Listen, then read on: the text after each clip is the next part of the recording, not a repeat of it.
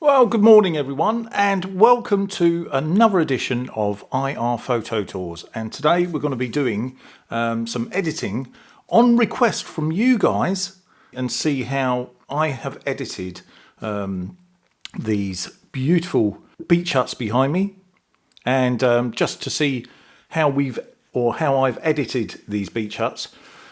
Now, this was during the day, so I've done a lot of fine art work with this image to eradicate lots of boats and lots of clutter. And then, of course, you've got the horizon, which actually doesn't exist in this image. So it looks a very misty kind of image, which is what I had in mind and what I wanted to create, to give it an otherworldly kind of look to it. As you can see by the way the clouds are moving, there's a lot of slow exposure going on as well. Now, the exposure on this, again, just want to emphasize from the last video, and the last video link is up there, so you might want to go back to that and have a look if you wish to. The emphasis is on looking at those clouds and seeing how quick or how slow they are going past you, and giving you an idea of the effect that it's going to give you on location. The effect I got from the clouds on this particular image were pretty damn spot on for what I wanted. You can still see the fact that they are clouds. You look in the background, you'll still see the nice fluffy clouds going on at the back, and of course you've got all the streaks coming fast over the top of my head, and that is pretty much what I wanted in this image. And I also wanted the water to be dead flat, so it gave it a real emphasis on the quality, giving it a whole otherworldly look to the image. In other words, fine art. And that's what fine art is, and that's a very good example of what fine art is. When I done this photo, I actually got awarded Photo of the Week in ePhoto's Zine magazine, which is a photography magazine, online magazine, and that was a lovely thing to have had. Actually, I went back to this location twice. So the first time was much more of a recce, as I said in the video before. So the second time I went there, it was absolutely perfect conditions for me, and it was perfect conditions for this particular photo to edit for me as well. I knew in my own mind's eye what I was going to be able to achieve with that image when I got it on the day. I was buzzing, I can tell you. I was buzzing, so I was really happy and chuffed that I went back there and made the effort. Now, it is a two-hour drive from us in Norfolk, but you know, you've got to do these things sometimes. You find a location and you get excited about it, and you know what image you want out of it, so you go back until you get that image. And that's landscape photography and photographers, and that's what they all do, really. And they keep going back to the location until they get that photo that they desire. Yeah, there's a lot of luck behind it as well, don't get me wrong. But anyway, we're going to delve on in to how I produce this image, and I'm going to stop waffling on and get on with it. If you've got an iPad or some sort of pad that you can put beside your monitor of your computer, which you're editing on, and then you can follow this reasonably easily by pausing and then carrying on. Often love watching these incredibly talented guys on YouTube editing their material, and they are incredibly fantastic, but they do go quite quickly, so I do have to pause every now and again and just watch exactly what they're doing. So it may be a case that you may have to do that with me. I may be slow enough anyway. Right, starting off in Lightroom. So this was the image we started with. The problem is, you know, we've got a slight highlight there, but we are well within our range up here, as you can see here. I've got these little squares clicked on, so that gives me an indication if there's any purple going on. For example, if I push the blacks right down, you'll see. So if there's any blue, sorry, not purple, blue, then you'll see that the exposure is underexposed, okay, on the image. Yeah, and again, on the highlights, which is on the right hand side of that box, you can see that if you go up, you can see the highlights in red. So at the moment that's quite bright. Bring that right down, you can see instantly that I've regained a lot of information back into that image look. So it's pretty cool. The clouds are streaking past, as I say, and we are going to end up with an image like that. And that's what we're aiming at. So we are starting from that, and we are going to end up with that, which is awesome, I think. Just to make 100% sure that the horizon is straight, we go to this angle. It is a level. So we left click on our mouse, keep it left clicked on, right, okay? So don't let go, and then bring it all the way across as far as you want to. And as you can see, that'll correct itself. Okay, so what I'm going to do now, basically with that image, I've cropped it. I've cropped it where I want it to be. So we'll just do that, and you'll see where it's cropped. So by cropping it, I'm getting rid of boats, getting rid of clutter, getting rid of these half in, half out beach huts. So therefore getting rid of a lot of clutter straight away. Next thing you want to do is literally go round and have a look at these areas here. And with this tool here, which is the dust removal tool, you just click that and that'll give you the selection it can with the closest pixels to it, and you'll get it nice and clean. If you zoom in, you can see little patches like this. That could be on a filter, that could be in a splash on the filter for all I know. Could well be. Anyway, because I'm using the iMac, I've got the mouse, the wireless mouse. So on the wireless mouse, you can scroll up and down when you're on a brush or a tool, and then you can hit left click and it will give you your selection. That's how you do dust removal. So we are looking at a pretty clean image, but we've got to go a lot further. All these boats and all these bits on the side here, these are going to be a right pain. So we can't do this in Lightroom. We've now got to move over to Photoshop itself. So you right click and edit in Adobe Photoshop 2021, and that is in Photoshop. So what we're going to do now, as you can see, that the image here is a little bit off. It's not square, even though I was using a tilt shift lens. I wasn't being anal enough on site to get these square enough. Go up to free transform, which is in edit, I believe. Yeah. Click on the image, free transform. There we go. So now now we're on free transform. We can right click, and then we can distort or skew or rotate, scale, perspective. Okay, so we can't remember which one it is. I think it's perspective. So if we go, yeah, it is. There you go. So what you want to do is just bring that out a touch on each side. So you do one side, it will do the other, you see. And then you just click yes.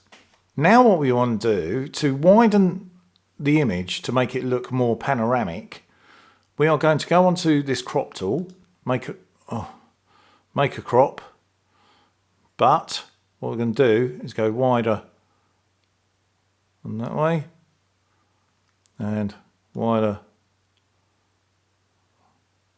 on that way. And what we're going to do is select content aware, click that, and with any luck those bits here will transform into part of the image, which is what we want. So we're making it wider. Now as you can see, it's done a fairly good job, but it's not done a fantastic job. So what we'll do, crop that in again and just bring that in a little bit. So we've got it wider is what we want. That's the idea. We're getting it wider. Okay, so that's about there.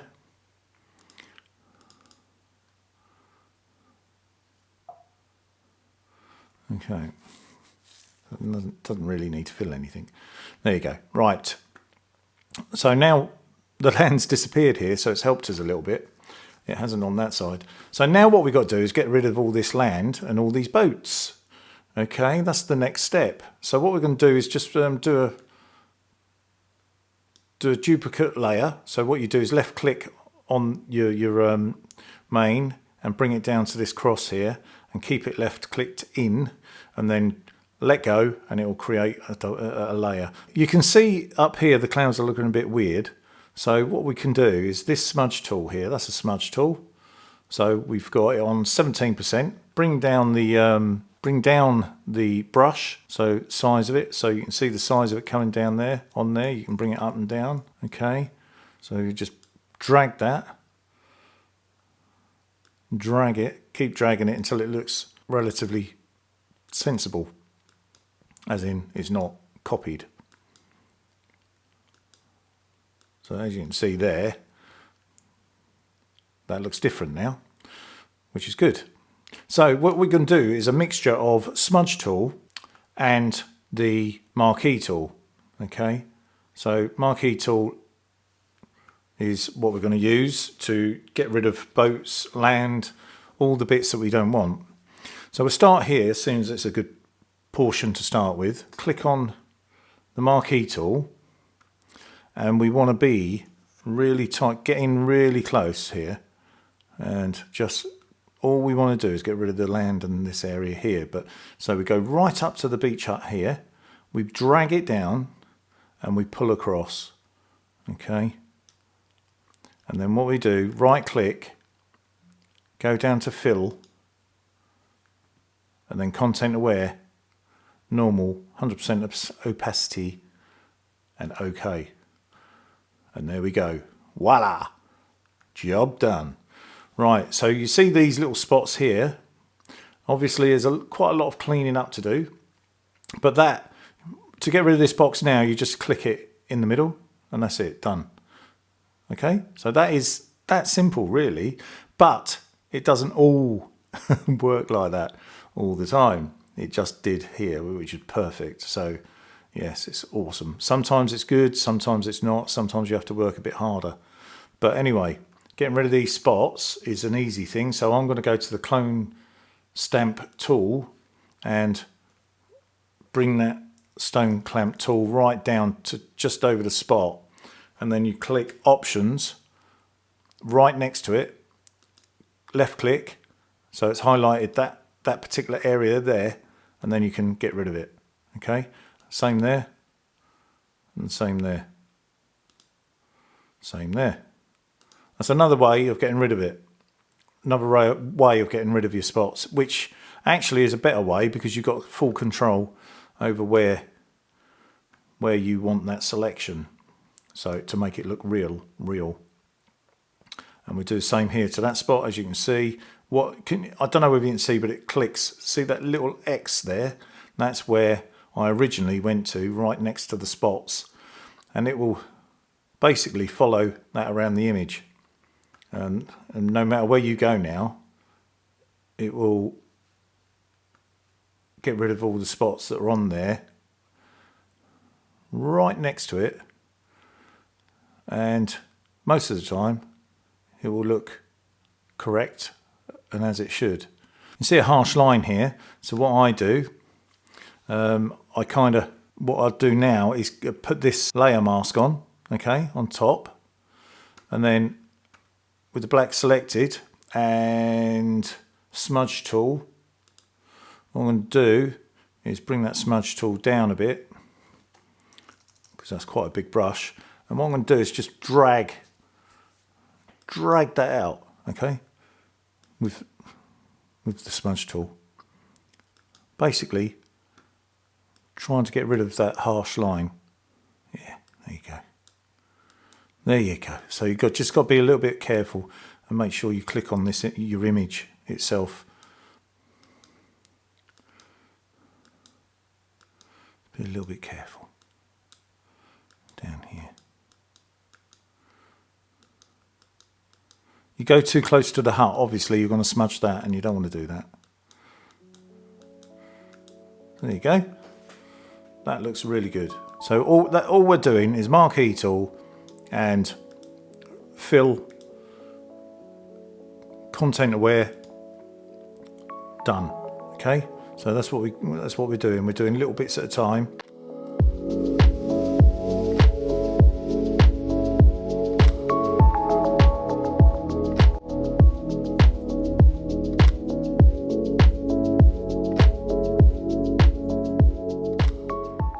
Try getting the whole area there.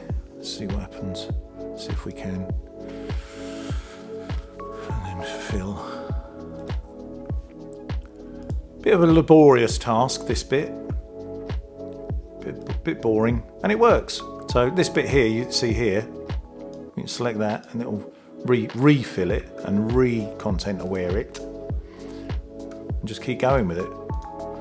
You can keep going over and over again with the fill. Do this time is click Options or Alt, left click the mouse button with the Alt options held in, click left mouse button and just bring that up a little bit more. There you go, and just paint in. It does get annoying sometimes when it doesn't do what you want it to. Oh, there you go. There you go, and just slowly paint in that bit.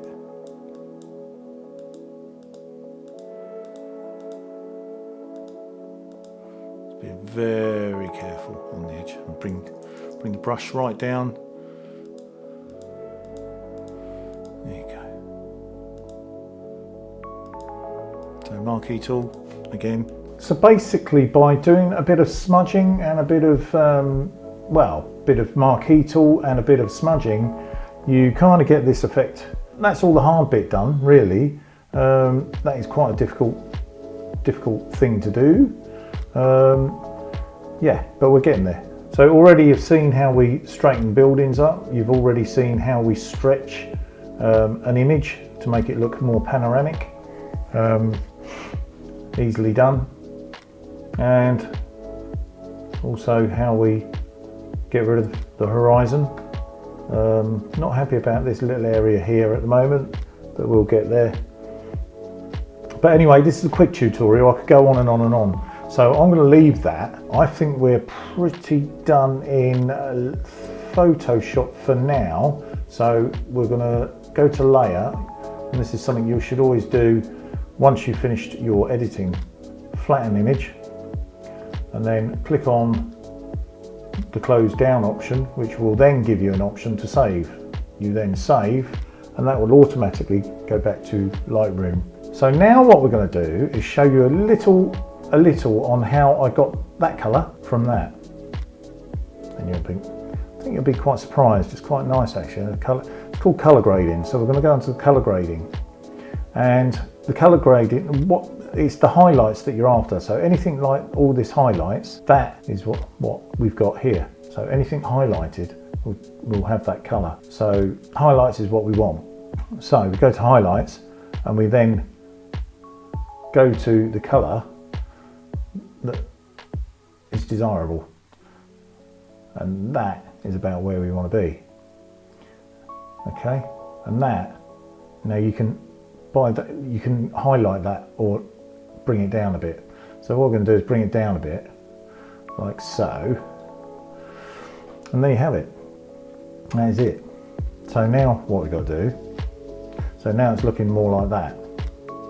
However, this is looking more realistic because you've got darks and lights, and this, of course, you've got more clarity. So that at the moment looks a bit bland and a bit boring, a bit flat. So what we do, go back up to basics, we hit our graduated filter, we bring our graduated filter in, probably to about there roughly. It probably won't be because it'll probably be hitting the tops of the beach huts. So to find out whether it is, we go to luminance down here, and then we show luminance mask, and whatever's red is affected and whatever's white is not affected. Okay, so that is that. So what we want to do is add a bit more clarity to that sky. So we're going to do that. So I'll take the layer mask off. Now I know where it is. Unclick that layer mask and add tons of clarity. when I say tons of clarity, it's not really tons in this section here. So a lot of clarity, highlights down a touch more. Let's see how that goes. So I think probably about there, and that's it. That is it. And then noise, we'll bring the noise to 100% because we don't want the noise, is what I'm saying. So that way is reducing noise, that way is adding noise. So we close that, and now we've got quite a muted looking picture. So we can just bring the vibrance up to where we want, but don't go too mad, obviously. So bring the vibrance up a little bit to about there.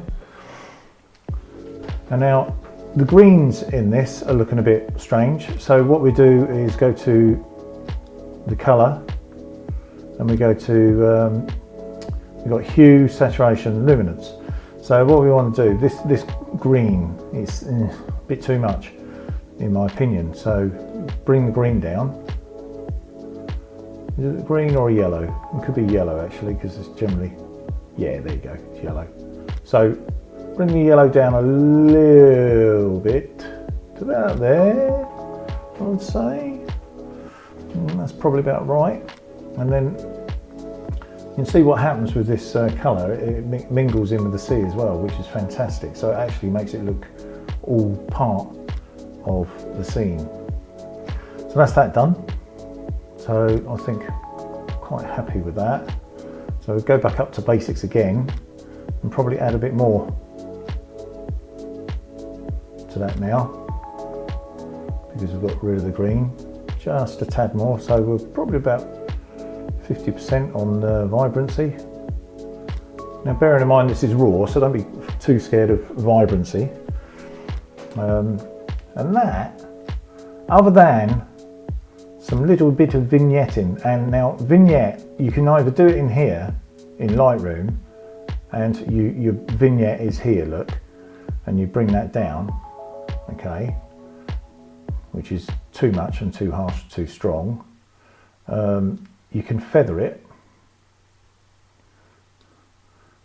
so you can bring that down. I only give it about 25% anyway, and then I feather it and do the round points and roundness, give it a bit of roundness, so you can see what happens there. So just a touch of roundness, bit of midpoint.